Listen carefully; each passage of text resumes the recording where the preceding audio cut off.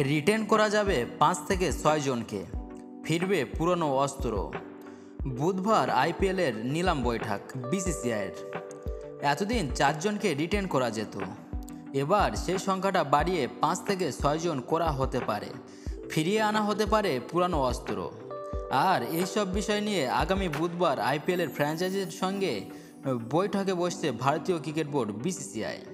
কতজন খেলোয়াড়কে রিটেন করা যাবে, আইটিএম কার্ড থাকবে কি, মেগা নিলামের আগে সেই সব বিষয় নিয়ে আলোচনা করতে আগামী ৩১শে জুলাই আইপিএলের ফ্র্যাঞ্চাইজির মালিকদের সঙ্গে বৈঠকে বসতে চলেছে ভারতীয় ক্রিকেট বোর্ড বিসিসিআই।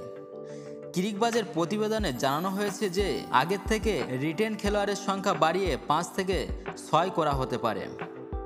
চূড়ান্ত সিদ্ধান্ত নেওয়া হতে পারে সেই বৈঠকেই। তার মধ্যে আরটিএম কার্ড ফিরিয়ে আনা নিয়ে ওই বৈঠকে আলোচনা করা হবে বলে ওই প্রতিবেদনে জানানো হয়েছে। ক্রিকবাজারের রিপোর্ট অনুযায়ী বৃহস্পতিবার সকালে আইপিএলের মালিকদের কাছে আইপিএলের সিইও হেমাং আমিনের মেসেজ গিয়েছে। প্রাথমিকভাবে তিনি জানিয়েছে যে ৩১শে জুলাই বোর্ডের সঙ্গে বৈঠক হবে।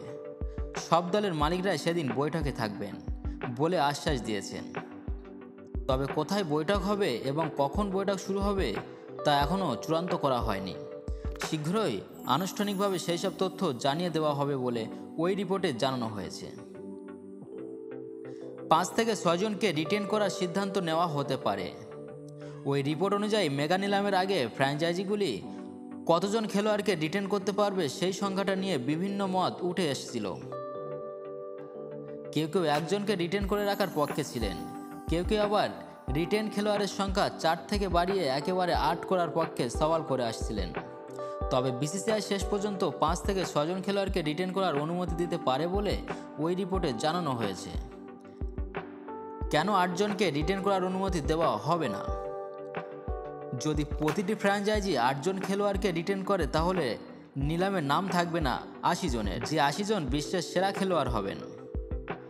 সেই পরিস্থিতিতেই আইপিএলের মেগা নিলামে জৌলুস কমে যাবে বলে মনে করছে সংশ্লিষ্ট মহল। ওই রিপোর্ট অনুযায়ী সেই কারণে রিটেন খেলোয়াড়ের সংখ্যা মাঝামাঝি একটা জায়গায় রেখে দিতে চাইছে বিসিসিআই। আইটিএম কার্ড কি ফিরবে? ওই রিপোর্ট অনুযায়ী আইটিএম কার্ড ফিরিয়ে আনার বিষয়টি নিয়ে বৈঠকে দীর্ঘ আলোচনা করা হতে পারে।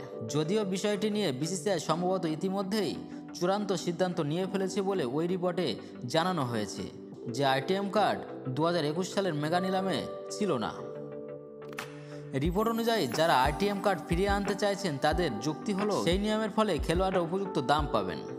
আবার অপর অংশের যুক্তি হচ্ছে যে আইটিএম কার্ডের মাধ্যমে ইচ্ছাকৃতভাবে কোনো খেলোয়াড়ের দাম বাড়িয়ে দিতে পারে কোনো ফ্র্যাঞ্চাইজি, যাতে অপর ফ্র্যাঞ্চাইজির হাতে টাকার পরিমাণ কমে যায়।